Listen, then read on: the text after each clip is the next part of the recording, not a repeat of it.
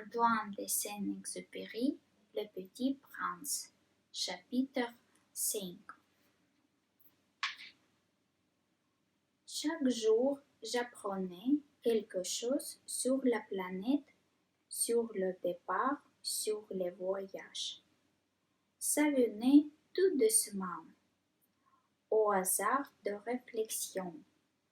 C'est ainsi que, le troisième jour, j'ai connu les drames de Baobab. Cette fois-ci encore, je fis grâce au mouton, car brusquement le petit prince m'interrogeait, compris d'un doute grave. Ça bien vrai, n'est-ce pas, que les moutons marchent les arbustes? Oui, c'est vrai. Ah, je suis content. Je ne compris pas pourquoi il était si important que les moutons mangeaient les arbustes. Mais le petit prince ajouta: par conséquent, ils mangent aussi les baobabs. Je fis remarquer au petit prince que les baobabs ne sont pas des arbustes, mais des arbres grands comme des glisses, et que, si même s'il importait avec lui tout un troupeau d'éléphants, ce troupeau ne viendrait pas à bout d'un seul baobab. L'idée du troupeau d'éléphants fit rire le petit prince. Il faudrait les mettre les uns sur les autres. Mais il remarqua avec sagesse: les baobabs, avant de grandir, ça commence par être petit. C'est exact, mais pourquoi veux-tu que tes moutons mangent le petit baobab?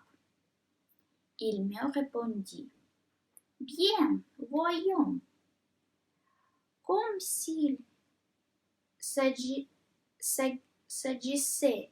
là d'une évidence, et il me fallut un grand effort d'intelligence pour comprendre à moi seul ce problème. Et en effet, sur la planète du Petit Prince, il y avait, comme sur toutes les planètes, des bonnes herbes et des mauvaises herbes.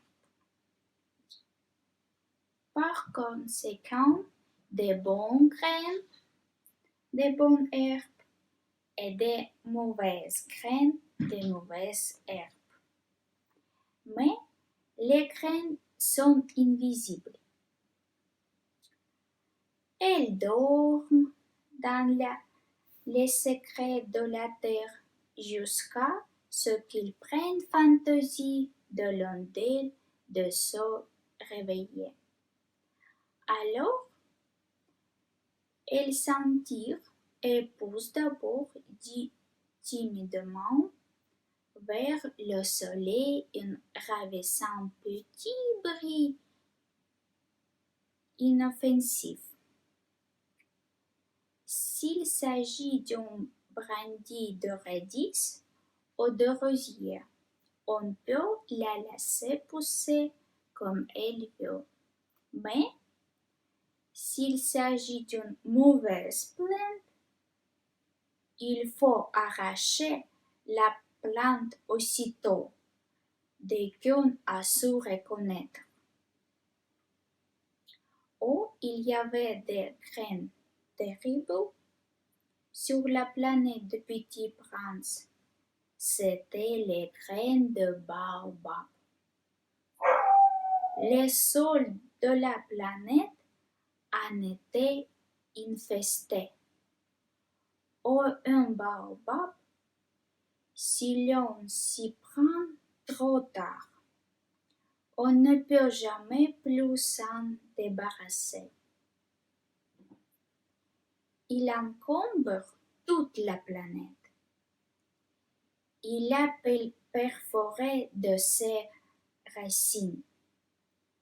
Et si la planète est trop petite, et si les baobabs sont trop nombreux, et ils font éclater. C'est en question de discipline, me disait plus tard le petit prince. Quand on a terminé sa toilette du matin, il faut faire soigneusement la toilette de la planète. Il faut s'astreindre régulièrement à arracher les baobabs dès qu'on les distingue avec les rosiers auxquels ils ressemblent beaucoup quand ils se sont très jeunes.